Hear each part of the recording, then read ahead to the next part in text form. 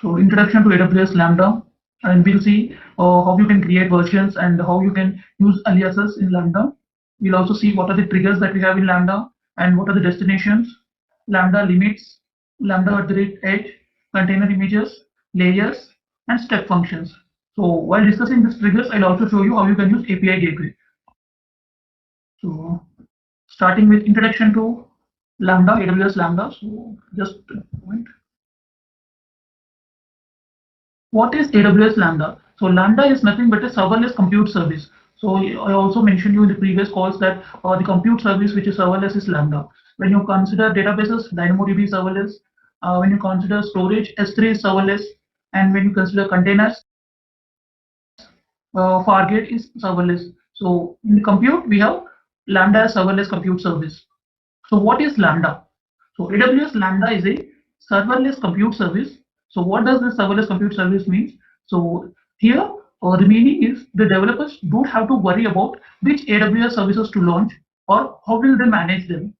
They just put the code on Lambda and it runs. It's that simple. So you can see what does the serverless compute service mean is like you do not worry about the services that you need to launch or how you manage them. What you need to concentrate is your code. So you just need to bring up your code and put it on a Lambda function and execute it. So it will give you the result. So you don't need to worry about the services, how to use the services, how to manage them, what are the services needed. So everything will be taken care by AWS Lambda. As the name suggests, it is a serverless, so you need not worry about these services and all. And services like AWS Lambda function will take care of infrastructure. So it will take care of the infrastructure, operating system, and the operating servers or the runtime environments. So it will take care of everything about the infrastructure or the operating systems or the runtime environments. So everything the AWS Lambda function will take care of it. So you need not worry about it. Only thing that you have to take care of it is the code. And what are the benefits of using this AWS Lambda? So benefits are like no server management. So you need not worry about any servers. You need not manage any servers. It will take care on its own. And it is flexible scaling. So flexible scaling in the sense like it scales automatically and executes few to thousands of requests per second. So what Lambda does is like it scales automatically and processes from few to thousands of requests per second. And one more thing is like pay for what you execute. So what are benefits are like pay for what you execute. You will not be paying for your code. So what you will be paying for is only for the execution duration. So when you're calling your fast, that is a function as a service. Lambda is nothing but function as a service. So when you're executing that particular function, only for that particular duration you will be paying. So you will not be paying for your code and all. And it is a highly available service. So we'll see few points about Lambda. So what is Lambda? Lambda is nothing but everything that we deal in Lambda is function. So it is referred to as function as a service. So it is nothing but function as a service. When you go for cloud formation templates and all, what we'll refer them as like infrastructure as a service. In the same way, this Lambda is a function as a service. AWS Lambda lets you run your code without provisioning or managing the service. So we discussed in our previous slide that it lets you run your code without provisioning or managing the service.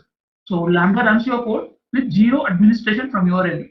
So from our side, it is zero administration. So everything will be taken care by AWS Lambda. You will pay only for the compute time when the code is running, and there are no charges when the code is not running. So you can create a function, you can store the code, you can store the dependencies, libraries, everything, but you will not be charged for that. You will be charged only for the duration of your function, so execution duration. And you can use AWS Lambda in response to events, like in response to events in the sense like yeah, as you know that Lambda is a trigger based and it responds to events. Like if there is any change in S3 storage bucket or DynamoDB, or you can also use it with Kinesis, you can also use it with SQS. So if you want to trigger Lambda from any of this, you can use it, and you can see the details in CloudWatch logs also. And then we have this one like Lambda will take care of infrastructure, operating systems, and runtime environments of the supported languages. So it will take care of everything. And Lambda does not provide access to the underlying infrastructure. It will take care of this, but it will not allow you access to its underlying infrastructure.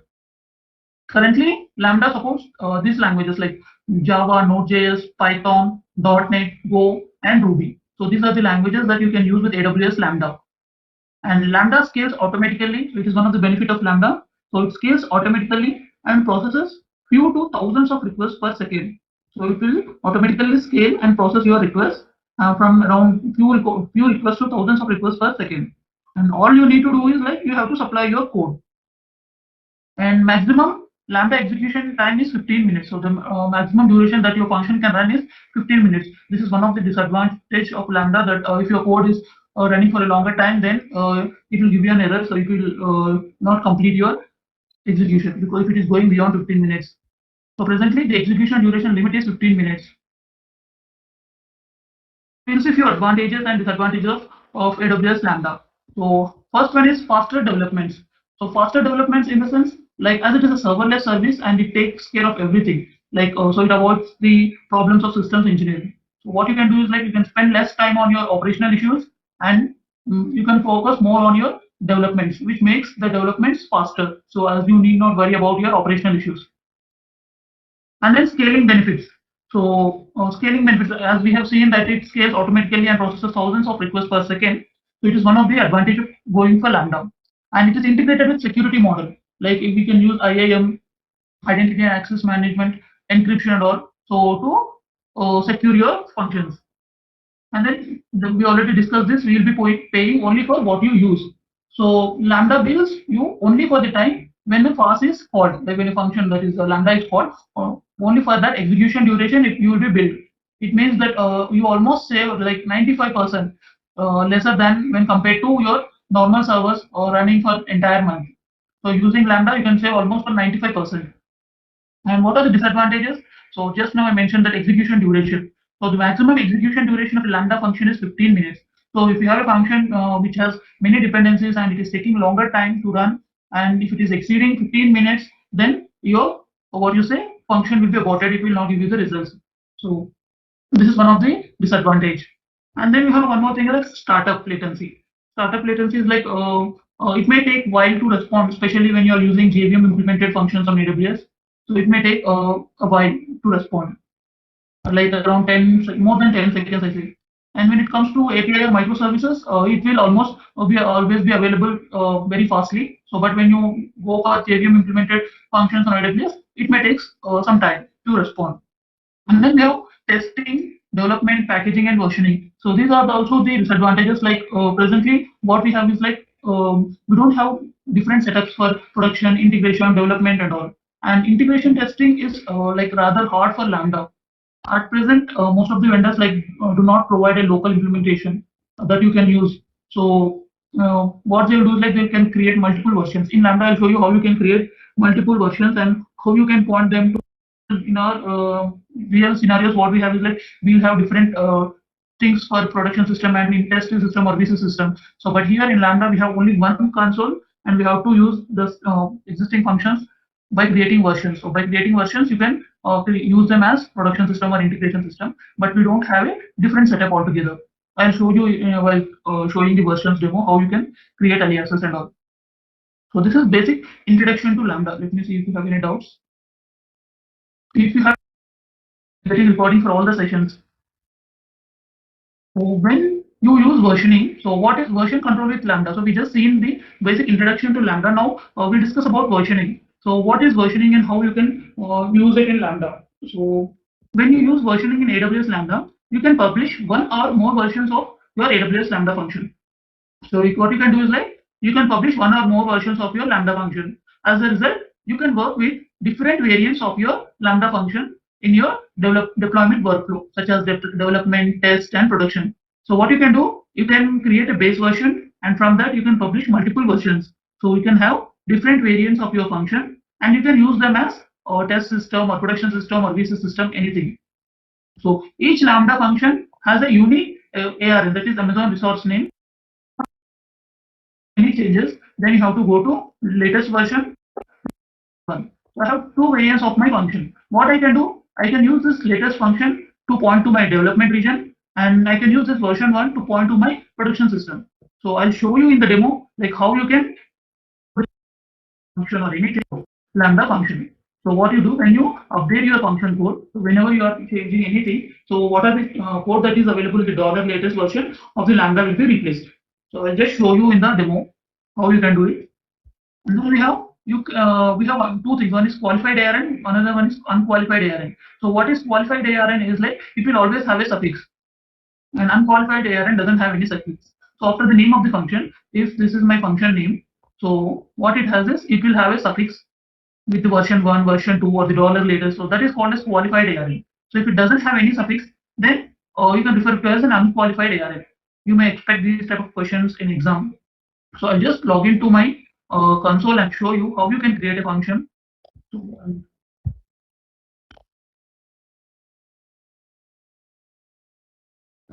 So under services, under compute, so you can see under compute we have Lambda. You just select it. So this is the Lambda dashboard. You can see. So these are the existing. I am in North Virginia region. So you can see the region. So in which region you are creating a function. First you have to check it. So if you are using A Cloud Guru, you will be having access to North Virginia to create functions. But in general, these are the available versions that we have in AWS. So I'm going with North Virginia. This is the default region. And if there are any changes, first those changes will be deployed in North Virginia. And also it is less costly when compared to other regions. The services in this region are less costly. So this is the dashboard.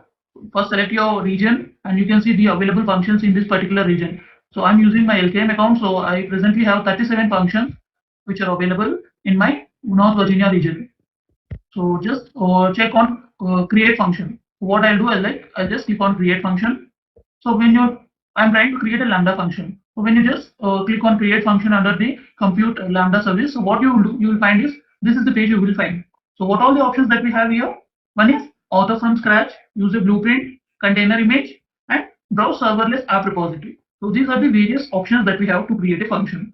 So author from scratch is like you will be creating a function, like you will be the author and you will be creating it from scratch. So you have to give everything like dependencies, libraries, so code, everything you have to provide when you are selecting author from scratch. So, and you have to define the permissions, you have to define the limits, everything you have to take care of it. But when you use a blueprint, so here we have an option called blueprint. So blueprint is like using a already existing Polar. So if I select this Polar, so it will automatically populate everything, the code, the dependencies, everything it will give you. So you can select using it. You can, if you are a beginner and if you don't know how to write a function and all, so what you can do is like you can try it, use a blueprint option. So it will give you, and you can verify the cloud. And then we have container image. So container image is like you can even create a function using a container image. So here what we'll do is like image, what it has is you can refer it to as point in time capture of your code and dependencies. So your code plus your dependencies, everything what you do is like you will build as an image. So before creating a function, you will be building an image with your code and all your dependencies. So once you have built an image, what you can do, you can use that image here to create a function. I'll show you in the demo how you can use this. And then fourth option that we have is browse serverless app repository. So here we have a repository. So you can see here we have 640 applications. A simple Hello World serverless application is also available. So you can use this already existing serverless applications, or you can create one. So here I don't have any. So that's the reason it is showing me 0. But these are the publicly available serverless applications. So you can find it in the repository. We have around 640 applications. You can use them.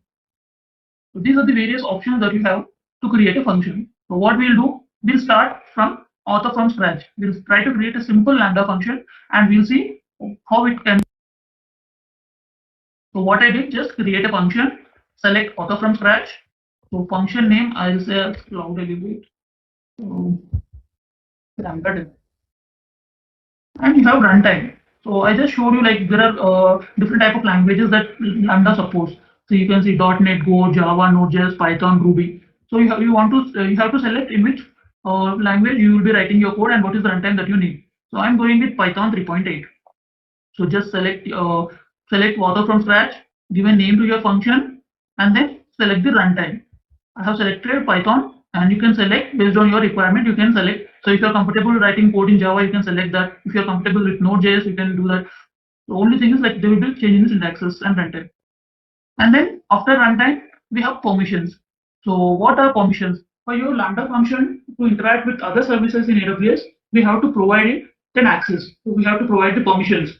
So I'll show for now. I'll go with the default. So by default, Lambda will create an execution role with permissions to upload CloudWatch logs. So if you don't mention anything under the permissions, what it does is like by default, it will create an execution role. So it will create one execution role, and that role will have access to upload logs to the CloudWatch. So you need not give an explicit permission to upload logs to the CloudWatch. So by default, it will create function role which will have access to upload Amazon CloudWatch logs, and you can customize it later. You can just create a default role and you can customize it later. So if I click on this, you can see create a new role with basic Lambda permissions. So just click here. So if you have already an existing role, you can use that. Or if you want to create a new role, you can use that using AWS Policy Template. So what I'm doing is I'm going with the default value, that is create a new role with basic Lambda permissions. So what does basic Lambda permissions do? It will have access to write logs to my CloudWatch logs. So it will only have access to CloudWatch logs. It will not have access to any other services. And then under advanced settings, what we have is port signing. So here, like in the demo part, I'll not be able to show you this port signing, but in the production systems, or what you can see is like if you're going for a new deployment and all, so you'll be having that port signing and all. So you can upload this that here. And network. So where you want to run your Lambda function. So if you want to run it in a virtual private cloud, then you can specify it. So I'm not selecting it. It is not required for a demo. So just create a function. What all I have given? I selected author from scratch. I gave a name. I selected runtime as Python and the execution role as a basic Lambda execution permissions. So this is how it looks. So this is how it looks once you create a function. So we have, this is the function name that I created, Cloud Elevate Lambda demo. So if I go here, you can see the code. So this is the default code that was populated when I created a function with Python. So you can see this is the function name lambda underscore function dot py, and here you can see it is not doing anything. It is just simply returning a hello from lambda. So it is and the source is hello from lambda, and the status code is frequency, and the version is $latest. So this is nothing my latest version. Whatever the function that you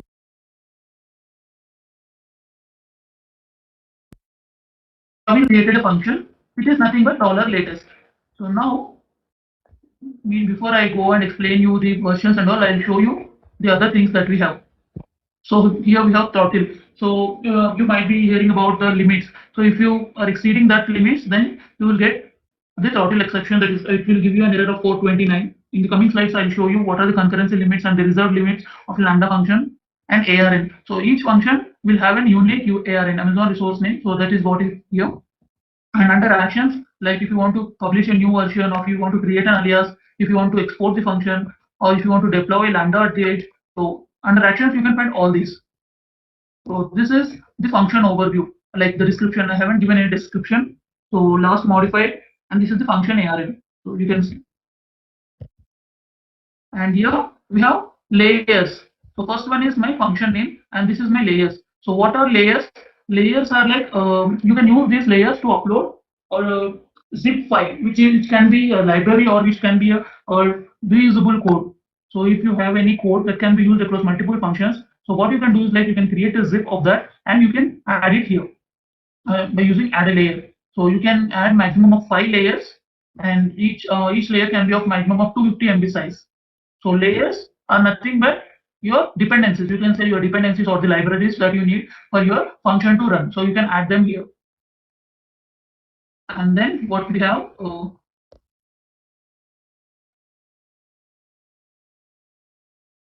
apart from layers, what we have is triggers and destinations. So what is a trigger? So trigger is like a trigger is a Lambda resource, or it can be a resource of any other service that you configure to invoke function in response to events.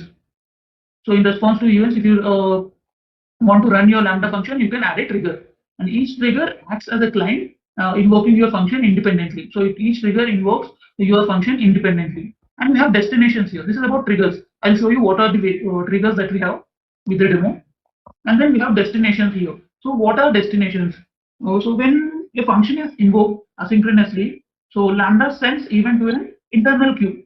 So it sends an event to an internal queue, and a separate process reads that event from the queue and executes your Lambda. So this is what happens when a function is invoked asynchronously. Lambda sends an event to an internal queue, and a separate process reads that event from the queue and executes your Lambda function. With destinations, what you can do is like you can route the asynchronous function results as an execution record to your destination resources without writing an additional code. So you need not write an additional code. What you can do is that you can route that asynchronous function results as an execution code. So here when you see add triggers, just click on add trigger, select trigger. So these are the triggers that we have. So you can see these are the triggers, various types of triggers that we have. I'll show you demo with you. So one with API gateway, we'll try to see API gateway.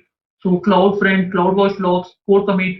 So DynamoDB, Event Bridge, Kinesis, MQ, S3, SNS, SQS. So all these are the triggers that you can use to trigger your Lambda function. So wait, functions. I just went back. And then coming to destinations, we have few. So I just said, right, you can route your asynchronous function results as an execution record to a destination. So you can select whether it is an asynchronous invocation or stream invocation. So for stream invocation, you have to use what you say, or Kinesis or DynamoDB. So asynchronous, what you can do, so you can even specify whether it is on success or on failure. You want to call the destination. I'm going with on success. So what are the things that we have? Either it can be SNS topic, or it can be an SQS queue, or it can be a Lambda function again, or it can be an event bridge. So these are the destinations that we have in our Lambda function. So we have triggers to trigger our Lambda function in response to events, and we have destinations where we can use to route our asynchronous function results as an execution record to a destination. Here we need not write an additional code with destinations. And then we have test. So test event, if you want to run your code, you have to define a test event. And then under monitoring, we have view CloudWatch logs, view traces in service lens, view Lambda insights. So you can see here, it will give you the metrics, all the metrics. So how many invocations, so if there are any errors, what is the error count and success rate, duration, invocations, if there are any throttles, so asynchronous delivery failures, so all the things, all the statistics you can find it here. So concurrent executions. If you want, you can even do the logs in CloudWatch. As we did not execute anything, so I don't know if there will be anything here or not. So I'll just open it. So you can see there is a log group created with your function name. So let's see what is there in our log file. So we have executed our function, right? $latest function. That is what is available here. So it took 1.28 milliseconds, the build duration and all. So these are the logs. Now let me go back to my this thing, and we have configurations. So under configurations, so you can find the triggers again, destinations, or you can see the destinations. And if you want to pass any environment variables to your code, you can just click on edit, and you can add an environment variable here. Like keys, like if you are using a DynamoDB table, Dynamo name values, the name of the table is test. So like this, you can pass the environment variables. So if you are using an SQS queue, so message size, max messages, so max messages, you can mention it as 10. So like this, you can pass environment variables here for your function. And then under configuration, we have tags, VPC, monitoring tools, concurrency limits, like it is around 1000. So you can see unreserved account concurrency is 1000. It is per region per account.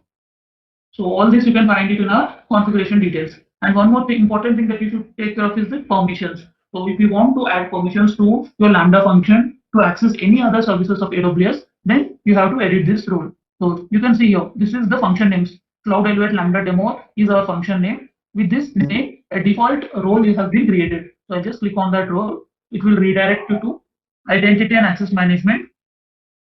You can see here. So it has Lambda basic execution role. So it has permissions with only Lambda basic execution role. And so you can see here what all the permissions that it has. It has access to create log group. So whenever you create a function, a log group will be created. So create log stream, put log events. So these are the permissions that I have in my default execution role. So it has access to our CloudWatch logs. What it does, it will create a log group and it will put all the logs into my log group files. So this is the basic access that I have. So if I want to use any other service, if I want to integrate any other service with Lambda, then I have to edit this role and I have to provide access to that. We'll see that in a demo. and then aliases. So if you want to create an alias, here is the option. You have to create an alias and versions. So these two also I'll show you in demo, then you'll understand. So how you can create a version and how you can create an alias. So let me go back to my function. Just click here. That is code. So this is the default code that I have. It is nothing but it is just showing me hello from Lambda. So what I'll do, I'll just publish a version from here. So go to actions. Sorry. So publish new version. I'll name it as version 1. So from the dollar latest, what I'm doing is like I'm publishing a version. So I'm publishing a version here. I just created version 1. So what I can see here, code.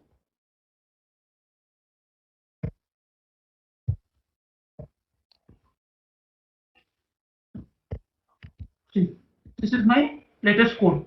So code and handler editing is only available on the unqualified function. I'm in version 1. Now where I'm in version 1. You can see here I'm in version 1. So I will not be able to edit this. So if you want to edit this, I'll just show you how you can do this. So if I try changing this, it is not editable. So I'm trying to change it. So it is not making any changes because it is immutable. So code and handler editing is only available on the unqualified function. So this is my qualified function with version 1. So I have to go to unqualified. That is my latest code. So as I haven't made any changes, this has hello from Lambda and the latest code. So you can see now I'm out of my qualified ARN. That is I'm not having suffix of version 1. So I'm in the latest code. So in the latest code, if I have to make any changes, like I'll say hello from Lambda 1. So now I'm able to deploy. If you make any changes, first you have to deploy, else your changes will not reflect. Deploy and test. So hello from Lambda 1 is the latest code. So what I'll do, I'll publish one more version from here. So go to actions. So create new version or publish new version. I'm showing a simple demo here. Version 2, publish.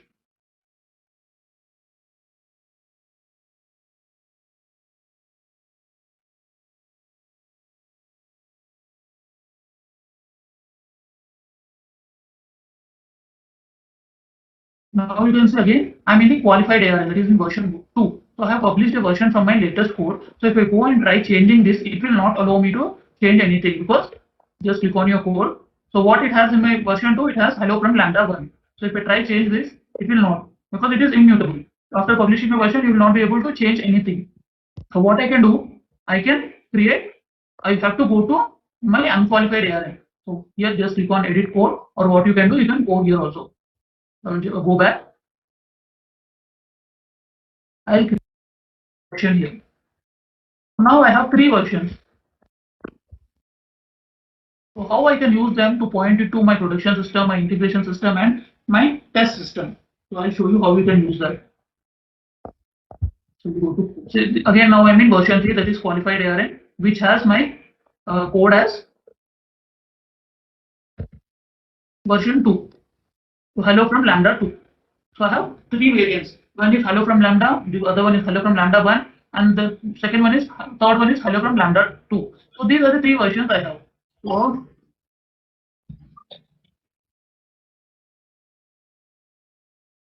am I audible? These three versions. Just go here, go to versions. So we can see what are the versions that we have. We have three versions. So version 1, version 2, and version 3. So we have three versions we have published from our latest code. Now go to aliases. So here we don't have any alias. What I can do is like I can create an alias. So actions, create an alias. So name it as prod. So I'll name it as prod. Description is optional. So for production system, what I'll do, I'll use my latest version. So latest version will have all the new things, right? So I'll always use latest version from my production system, and then save, and then and go to actions. So you are in alias. So you come back to your latest code. So create alias. So I'll say it as a test version. I'm not giving it. So I'm just creating alias, pointing it to my versions. So create alias. So I'll say it as integration system. So version 1. I'll show you what is this weighted alias. Just give me a moment. So now I have 3 versions and 3 alias. So you can see here you can see I have version 1, 2, 3. So version 1 is nothing but it is pointing to production system. Version 2 is pointing to test system and version 1 is pointing to my integration system. So this is how you can create aliases to refer to production, integration and test systems. So what happens now? Like now there are new changes to my code. Like I go to my latest code. So this is my latest code, right? So if I go to my latest code and if I want to change something, like I'll say hello from lambda 3, so I'll deploy it and I want to publish a new version. So what I'll do, I'll publish version 4. I'll publish version 4.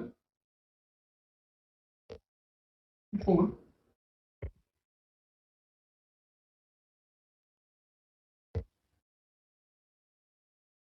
So now again go to versions tab, and you can see here I have latest version with version 4. So now what I want to do, I want to remap this production alias to version 4 because my latest changes are in my version 4. So I want to change this alias of production mapping from 3 to 4. So how I can do is like first go to aliases. So prod alias. So first you have to delete this. Delete alias. So now we have deleted the alias. If you check again in the versions, so you don't have any production alias. We only have test and integration. So 3 and 4 are available. So now I want to assign version 4 to my production system. So what I can do, actions, create an alias. So prod. So first you have to delete the existing one and then only you can create one. So version 4. And here we can see you can expect questions on this for the examination point of view, weighted alias. So what is weighted alias? Suppose like if you are creating a new version for your production system, what happens is like after the deployment, there can be minor errors. So because of that errors, your system may not work properly and you may receive many complaints.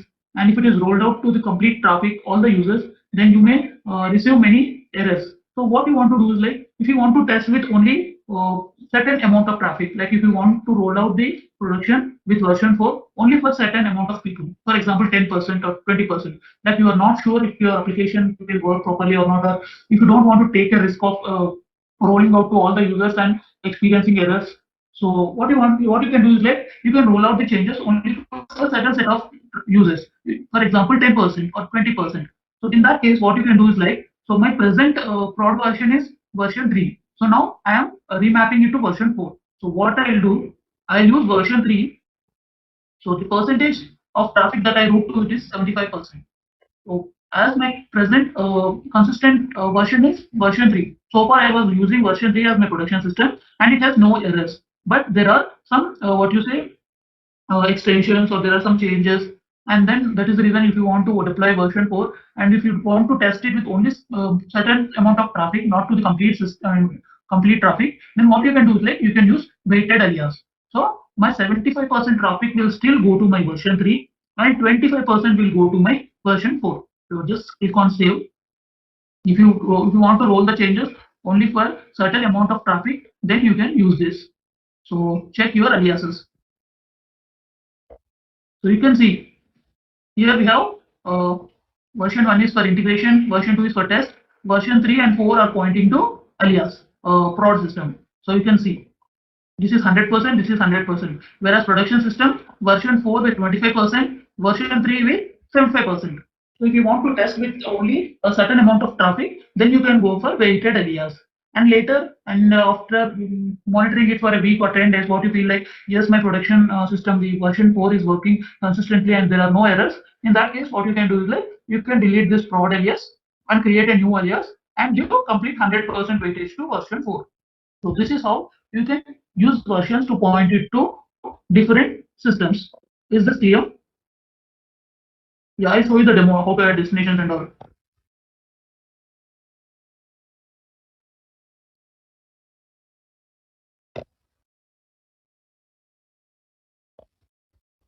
This is about versioning and aliases. Any doubts? If you have any doubts, please publish them. And then we have seen what you say, versioning and alias, right? So now we'll create one simple program will create one simple function how we can use them to create a S3 bucket. So from Lambda function, we'll create one S3 bucket. So go to functions, create a function, evaluate S3 demo. I'm using again author from scratch. So you can see author from scratch. After this, I'll show you an example with blueprint also. So function name, and then I'm going with Python 3.8, the runtime, and permissions. I'm going with the default. I'll show you in this demo how you can edit the permissions.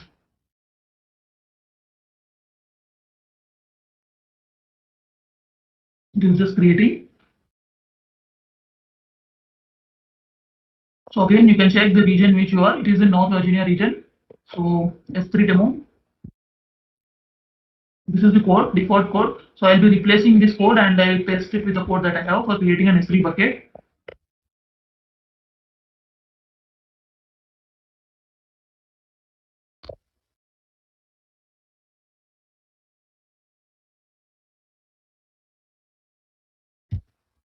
So here, as I'm in North Virginia region, so we need not specify the location constraint here while creating the bucket. But if you are creating in any other region, like you have to specify this location constraint. So US plus one, like if you are creating in North California and all, so you have to specify the region. Like here you can see I'm in North Virginia, which is the default US East one. And if you are creating in any other region like Ohio, North Virginia, or any other region, you have to specify the location constraint here. So I'll just name it as Cloud Elevate Demo. I'm naming the bucket as Cloud Elevate Demo. So deploy.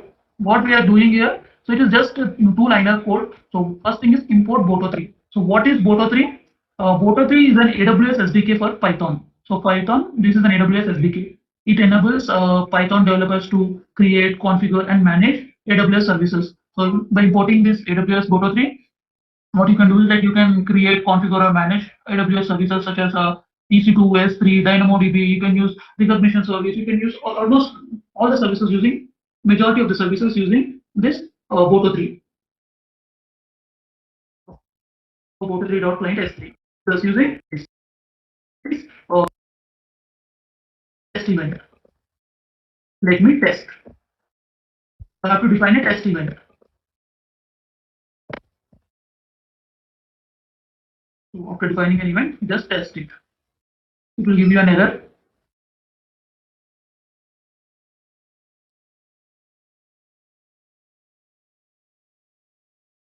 This one is the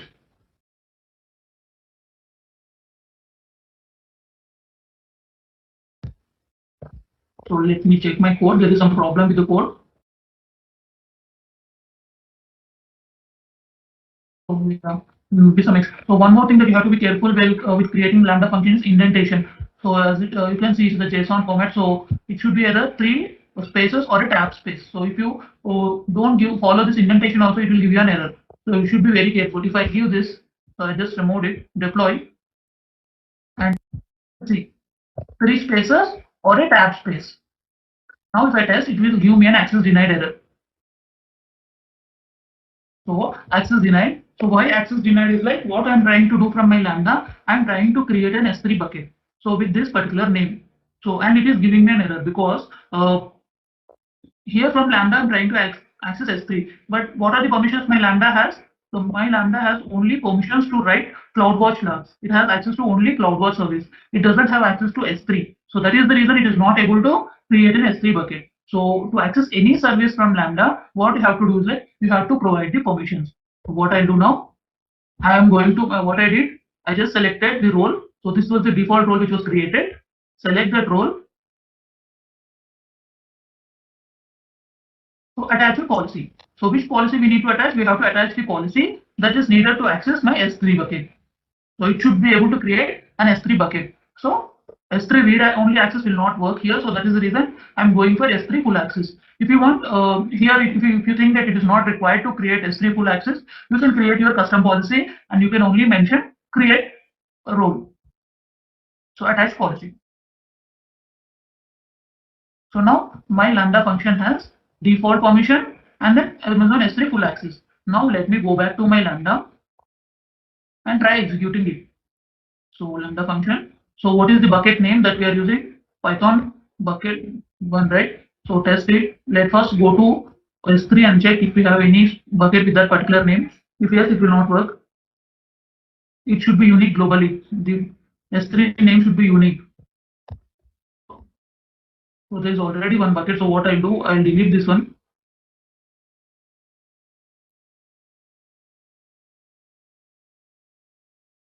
You can even rename it. So now what I'll go to my Lambda console. I'll just test it. So you can see null. So it means our function is successful and it has created a bucket with Python Boto 01. So let me go here and reload it.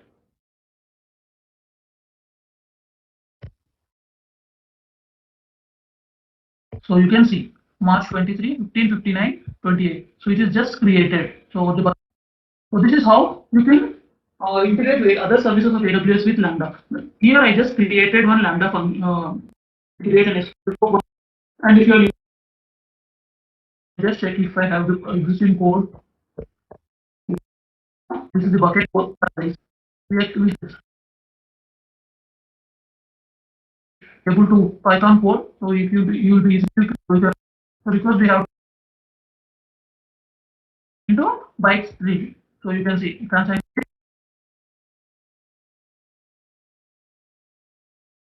and the key is file name. What we have in our file name, we have data.json and the body is upload byte string. What we have in our byte string, we have transactions to upload. So it will create one data.json file with these details and it will upload it to our my what you say S3 bucket or just deploy. If you are making any changes, you have to deploy and test. So now you can go to S3 and verify. So you can see just you can verify the timestamp 16.3. So just now it uploaded a JSON file. So just click on this, open. What are the things that we have given? It is uploaded in the JSON format. Bucket. So this is simple demo. And now we'll see how we can use API and one example with REST API, and we'll see how we can use API gateway integrated with a Lambda function. What are the changes that we may use, but do we always need to delete alias and create not, and then only we can create one. So it is just like, so let me go back. How testing is difficult is like like we don't have unit test cases like we have in other things. We don't have separate testing environment here. What we are doing is like we're just creating versions and we are trying. So we'll not be able to do integration testing. That is how we can say that integration testing is difficult here in Lambda. So I'll create one more function. So far we have seen one with versions, aliases, and one with S3. So now we'll see with API gateway. After that, so Cloud Elevate API gateway. Python again. As I'm comfortable with Python, I'm selecting. If you're comfortable with any other language, you can select that.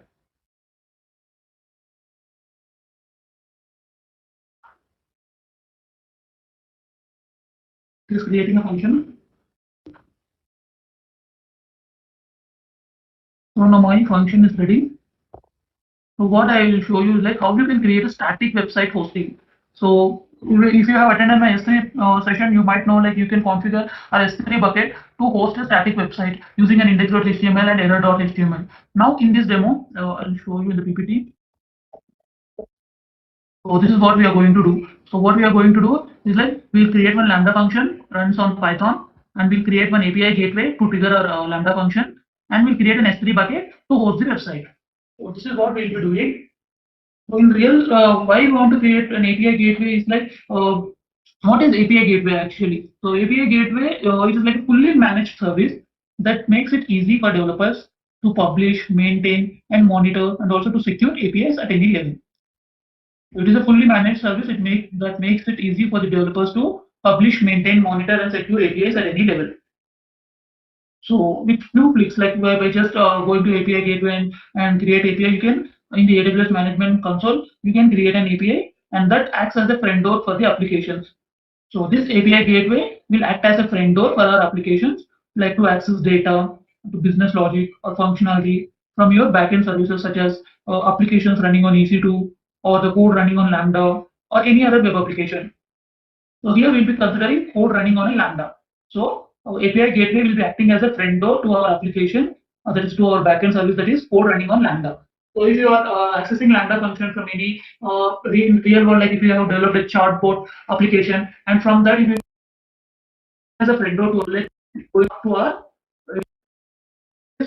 we have created a Lambda.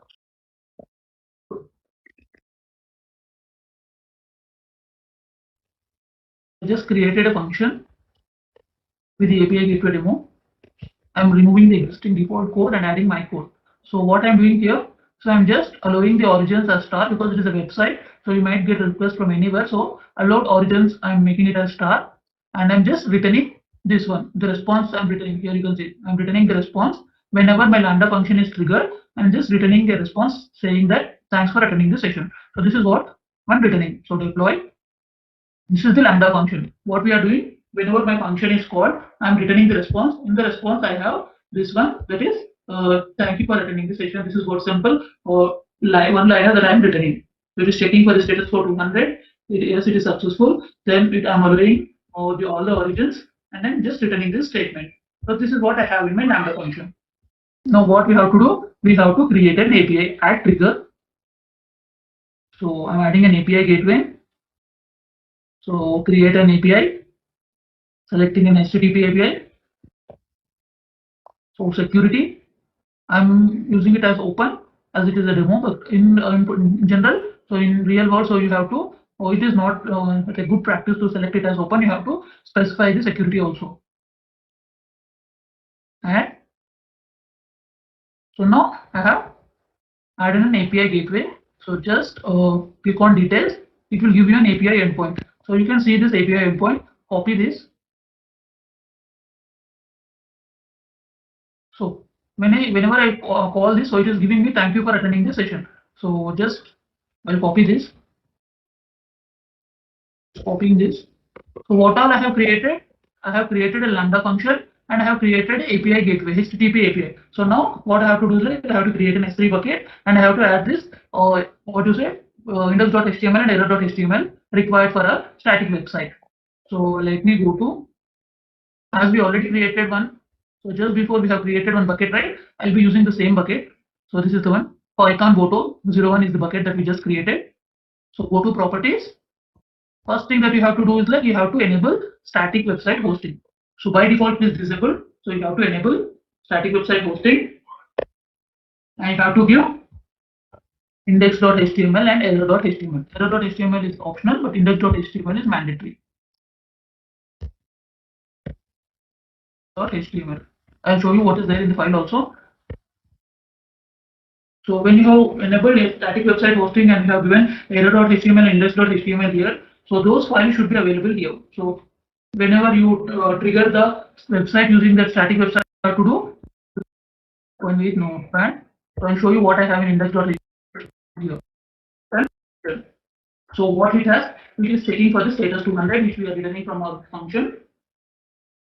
So it is checking for the status and then it is calling this one. So what it is calling? It is calling this API gateway. From index.html, I'm calling my API gateway and this API gateway will call my Lambda function. So this is what it should, how it should work. So let's upload the files here.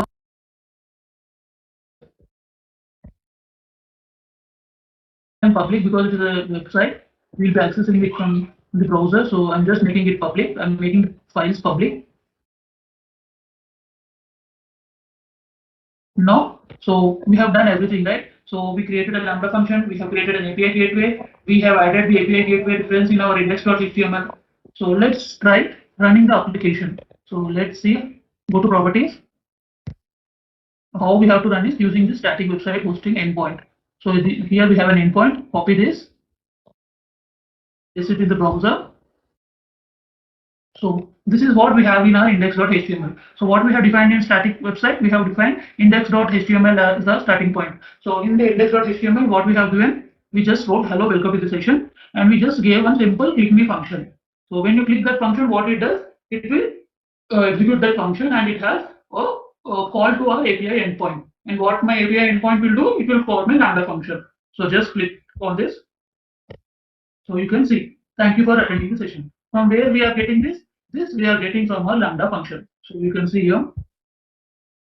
So thank you for attending the session. This we are getting from our Lambda function. So try to understand the flow. So from S3, from S3 we call API gateway using index.html, and API gateway called S3, sorry, Lambda function, and Lambda was executed and it gave the response. This is the response that was written from my Lambda function, and API gateway got the response from Lambda and it provided to my S3. So now this is displayed to our users. So whenever user logs into this particular web page, when he clicks on click me, he will be displayed with this particular response from the Lambda.